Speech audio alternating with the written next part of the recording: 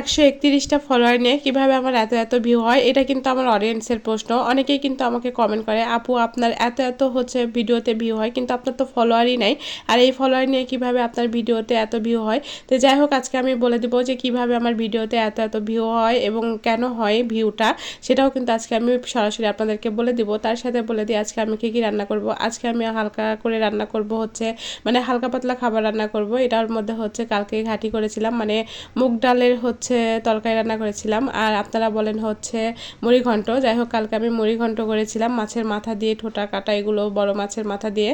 তারপরে সেই তরকারিটা আছে অনেকগুলো। আর আজকে রান্না করব হচ্ছে মানে ভাজি করব, শুধুমাত্র ঢেঁড়স ভাজি, আর অল্প একটু হচ্ছে মানে খাসির মাংস রান্না করব। এটা শুধুমাত্র আমার ছেলের জন্য রান্না করব, কারণ খাসির মাংস তেমন আমার বাসায় কেউ খেতে চায় না। তাই আজকে মনে হলো যে একদম টাটকা মশলা দিয়ে খাসির টাটকা মাংস রান্না করব। আর এই মাংসটার জন্য কিন্তু একদম আমি হচ্ছে পাটায় পিষে তারপরে মশলা করতেছি।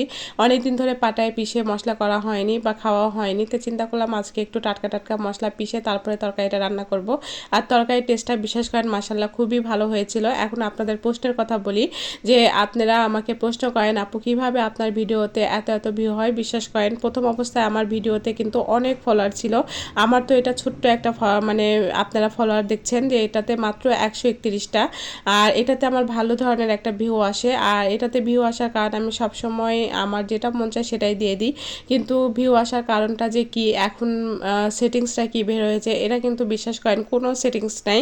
যারাই আপনাকে বলবে যে এই সেটিংস আছে অন করেন, ওই সেটিংস আছে অন করেন, আপনার ভিডিওতে ভিউ যদি আসে তাহলে এমনিতে আসবে। আর যদি ভিডিওতে ভিউ না আসে, আমি বলবো নতুন করে একটা পেজ খুলুন। এখন কিন্তু নতুন পেজে কিন্তু ভালো ধরনের ফেসবুক একটা ভিউ দিচ্ছে।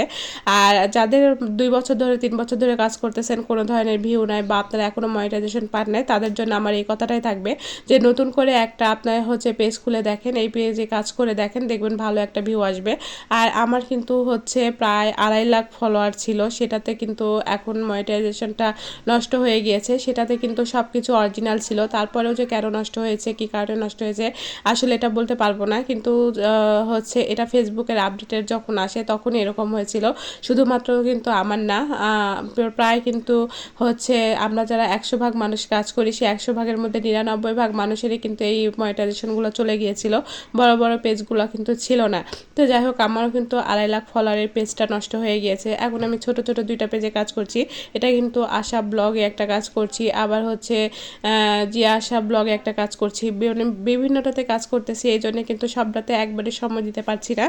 আর হচ্ছে আমার কথা যে আপনারা যারা 2 থেকে 3 বছর কাজ করতেছেন তাদেরকে আমি অবশ্যই বলবো যে আপনাদের ভিডিওতে যদি ভিউ না আসে তাহলে নতুন করে পেজ খুলে কাজ শুরু করেন। আশা করি আমার কথাটা মনে রাখবেন। আজকে এ পর্যন্ত, আল্লাহ হাফেজ।